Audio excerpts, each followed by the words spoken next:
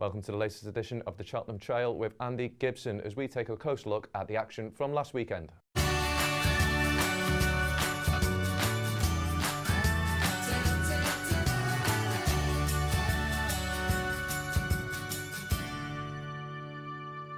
Well, welcome back, Andy. An interesting weekend of racing and a surprising result in the fight in fifth on Saturday. What did you make of the winner's performance, first of all?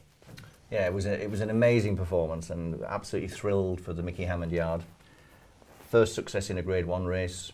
And of course, because he was a 33-1 shot in the morning, I think he was still something like 42-1 on the exchanges on the off. Because he was that sort of price, the majority view is going to be that he pinched it from the front. And that's a possibility.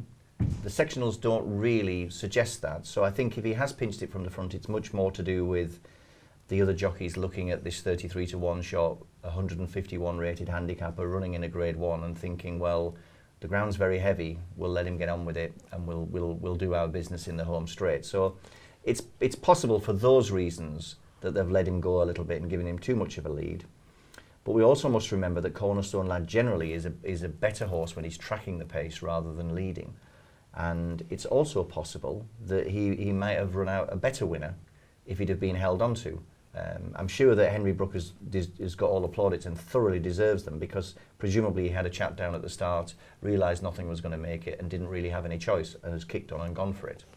But on another day, if he gets a lead in a fast run race, it'd be really interesting to see how he compares with one or two of those that finish behind him here if he races on very, very testing ground again.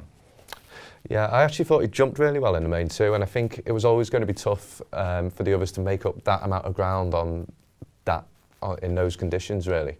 Yeah, and it's often the case, isn't it? And I think it was when he turned for home, you suddenly thought, oh, this is a big lead, and he looks to be going well. And then he jumped, I think it was the third last, really well. Yeah. Was it the third last? I'm not sure, but it started to get very, very exciting then. And it was wonderful scenes afterwards with all of the everyone from the stable jumping up and down. It was just absolutely brilliant. The interesting point for this race as well is that he's now a 33-1 shot for the Champion Hurdle. Now, the horse that finished in behind him, Silver Streak, is also 33-1 for the Champion Hurdle. If the ground at Cheltenham in March is good to soft or quicker, well, Silver Streak will finish 20 or 30 lengths clear of Cornerstone Lad in the Champion Hurdle on good to soft or good ground. So it's quite the betting, it's inevitable that he's going to shorten up in some way, but it's quite interesting that Silver Streak has also been a little bit forgotten about. And what about the runner-up, Bouvet? Game performance in defeat? It was, wasn't it? And obviously he picked up the injury, and that's got a lot of the media attention. He presumably picked up that attachment to his hoof at the second last when he walked through it. We mustn't forget that he walked through the second last and that he fell at the third in the Champion Hurdle, and he made a mistake. I think it was 3 out at Kempton in the Christmas Hurdle. Yeah. These little errors of sneaking into his performances, which is just an interesting factor. Whether it made any difference or not, who knows? I don't think we'll ever know. You would imagine that when the adrenaline's up, you're not going to feel something like that until after the race, but, horses don't talk and we'll never know. Yeah. What I would suggest is that he didn't lose anything in defeat. Whereas I think the majority view will be that he did lose a lot in defeat by not beating a 151 handicapper. Now, we touched on this a few weeks ago, didn't we, about the pounds and lengths stuff? Yeah. And for me, there are occasions when the only variable that matters is the ground or the distance or whatever. In this instance, when the meeting nearly got called off on a Saturday morning, I'm sure that was music to Mickey Hammond's ears when it actually was allowed to go ahead, because that variable is the crucial one for Cornerstone Lad and is the only one that matters, in my opinion. If he ran against the Bouvet on good ground, he'd be beaten by a hurdle or something. Whereas in these circumstances, it levels it up, and actually, Bouvet has made up something like 10 lengths in between the final 2 flights to the winning line on a horse running in his element, who is probably in the top 5 or 6 horses in training over 2 miles, over hurdles, when the ground is absolutely desperate. So I think Bouvet is a double-figure price for the Champion Hurdle. Now, obviously, that's because he may not come back for the Champion Hurdle. Yeah. But when the non-runner, no-bet comes in, that rule comes in, it'll be very interesting to see how much of that price he loses with the NRNB rule. Yeah. Because if he went to 7s or 8s, to me, he's still a bet, because they're not going to run him unless he's 100% in the champion hurdle. And at the moment, there is no strength in depth whatsoever, and he is still a leading contender, admittedly, albeit that he's not 100% certain to line up on the day. He's still very interesting.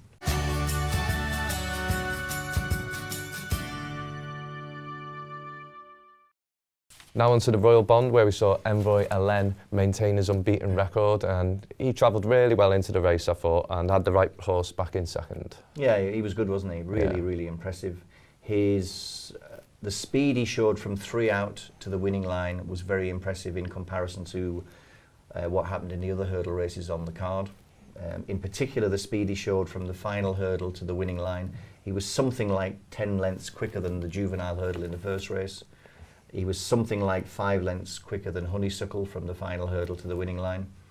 And, all in all, it was a really impressive performance. But there's no upside to saying that, really. He's 5-2, 3-1 for the Supreme. He's 5-2, 3-1 for the Ballymore. He's 50-50 to go for either. And so he can't even be considered until we have some idea of which race he's going to go for. Even at 5-2, knowing which race he's going to go for, it's a long way between now and March, and he would make no appeal whatsoever. So as good as he is, and he's undoubtedly in the top 2 or 3 contenders for whichever of those 2 races he goes for, he might even be the top contender for both races. There's just simply no upside in thinking along those lines. Yeah. And out of those in behind, Abracadabra's the obvious one to focus on? Yeah, no, he didn't enjoy as easy a trip through as the winner. He had to he got a little bit stuck. He made a mistake 3 out. It wasn't a big mistake, but it still cost him a little bit of rhythm and momentum. He then made up an awful lot of ground, several lengths, travelling smoothly on the outside, in between 3 out and 2 out. Now, looking at the time comparisons on the day, this was also the point of the race where Envoy Alen was quickening up and going a really good clip. So in effect, what Abracadabras has done is he's made his move at a very hot part of the race. And I think what's happened then is that he's expended his energy and probably done well to stay with Envoy Alen from the last to the line, particularly given those really interesting time comparisons. So at the very least, we've got 2 very hot contenders for the Supreme, and Abracadabras is definitely one of them. The difference being he's almost certain to go for the Supreme, and he's a double-figure price.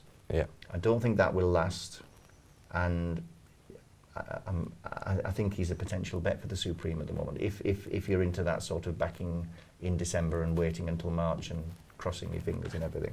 But it was a really interesting performance. Completely agree.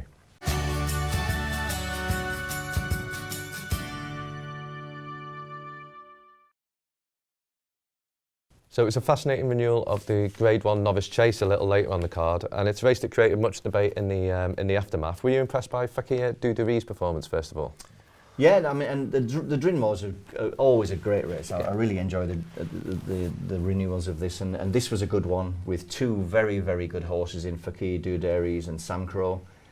Fakir jumped well once again. Yeah. He was brilliant last time. He was brilliant here again. He's very fast and fluent over his obstacles. Obviously, the flip side of that is if he catches one, he'll probably go head over heels, and you could see a problem somewhere along the line. Touchwood, so far he hasn't looked like falling and barely looked like making a mistake. He's absolutely brilliant over his fences, and a worthy favourite for the Arkle Chase, and quite what Lorena is doing ahead of him in the market for that race, I'm not sure. Yeah. I suppose either of those 2 horses could go for the JLT. They're both entered, they're both in the first 4 in the betting.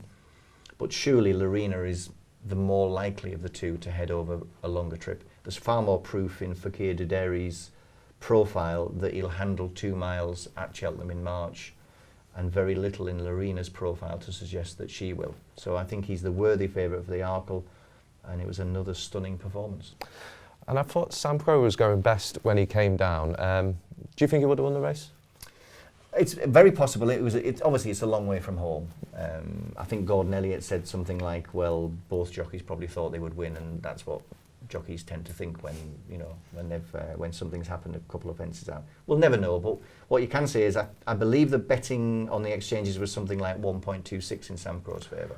Very short, considering how far out it was. He was travelling the best at that point, But I think that 1.26 is made up not just about that race, but the history of Sam Crow Reputation, and the amazing profile that he's had over the years, and his huge reputation. They all play a part in making him a 1.26 chance with 2 to jump. I think he was favourite. I think he was more like a 1.76 or 1.8 chance at the point he went. That's where I would have gone. But it was a really good JLT trial, and he's now 6 to 1 favourite for that race. Partly because he's certain to go for that, providing everything goes well in his next run. Obviously, you'd like to see him jump well next time out, finish his race and win comfortably. If he does that, he's a worthy favourite for the JLT.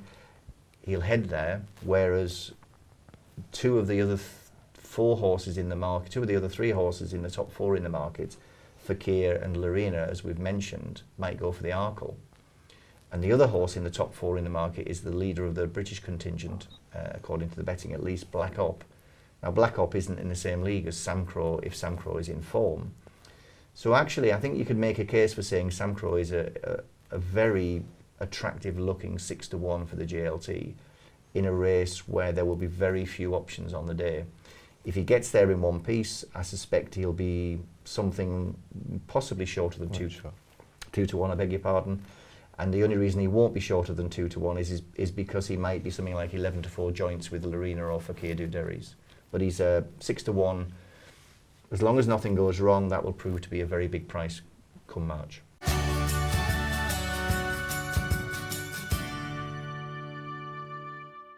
There was also a cracking card at Newbury over the weekend, and I know you've got a couple of eye catchers for us that might be worth following going forward. Yeah, starting with the very first race. Yeah, maiden hurdle. The maiden hurdle, yeah, and Trincomalee was a really interesting contender there. He was given, I thought he was given a brilliant educational ride from Leighton Aspel. I suspect that what happened on Friday, I'm guessing, but in my opinion, I think what happened was that as a consequence of him being quite keen on the last day at Sandown and his jockey electing to go for the race from before the second last hurdle, which I think probably cost him that race. As a consequence of that, they've given him an extreme hold-up ride here, and the first objective has been to get him settled. He's had a lot of ground to make up on the turn for home. The front group have been the front group throughout, apart from Trincomalee. He's made up many, many lengths on the leaders. It was no surprise, therefore, that he wasn't able to stay with them in the final 100 yards because he's already expended his energy making up that ground. I think there's a possibility that he was disadvantaged by racing on the inside of the 2 challengers, Son of Camas and King Roland. I'm not categorical on that, but I do think there were 1 or 2 hints throughout Friday and Saturday that probably on the hurdle course being towards the outside was better than being towards the inside. It often is. I think it was this weekend, I'm not certain. So I think it's possible that he was disadvantaged by that as well. He's the one horse to finish close up after being held up in that race. And I think he can be marked up massively as a consequence. Now, what I'd like to see is him entered in a ordinary novice hurdle somewhere where there's a couple of entries from 1 or 2 of the big stables, a Nichols or a Henderson, who've got big reputations, but as yet have not done anything. And we might get an each-way price about Trincomalee, and I think that would be massively interesting because he is definitely going to be underestimated moving forward in the short term. And I thought it looked like a strong renewal of the Class 2 handicap chase a little later on the card that saw 2017's winner Old Grange would take on Kalashnikov. I know there was one in behind though that you were particularly interested in. Yeah, and first of all, I agree. I think it was a really good race. I think the Kalashnikov and Glenforsa are 2 very high-class horses and paid for duelling from so far out, which I think gave the race to Old Grangewood. He's obviously made up a lot of ground. He's done extremely well, but I think without that duelling of the 2 high weights, I don't think he'd have got anywhere near one of them. If Kalashnikov had been clear on his own, I don't think Old Grange would have got within a few lengths of him. The horse that I like in the race is Go Long.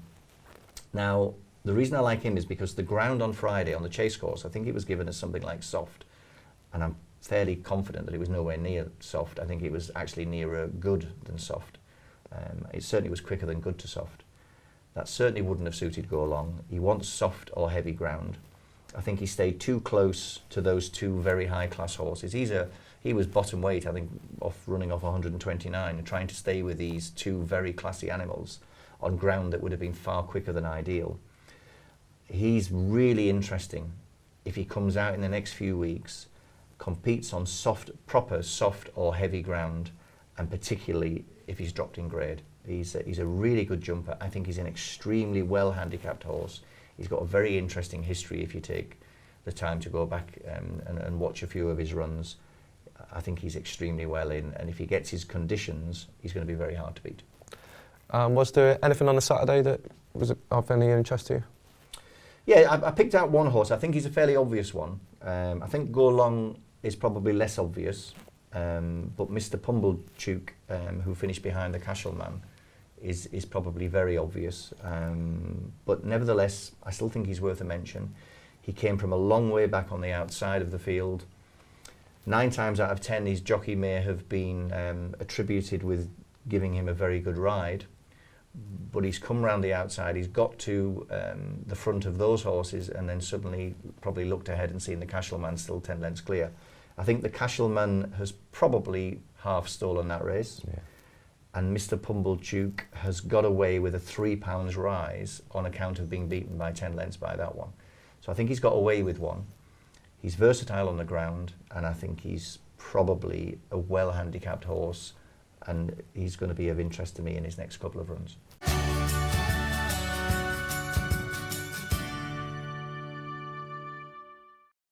That's all for this week. Join us again next time for more post-race analysis from Andy Gibson.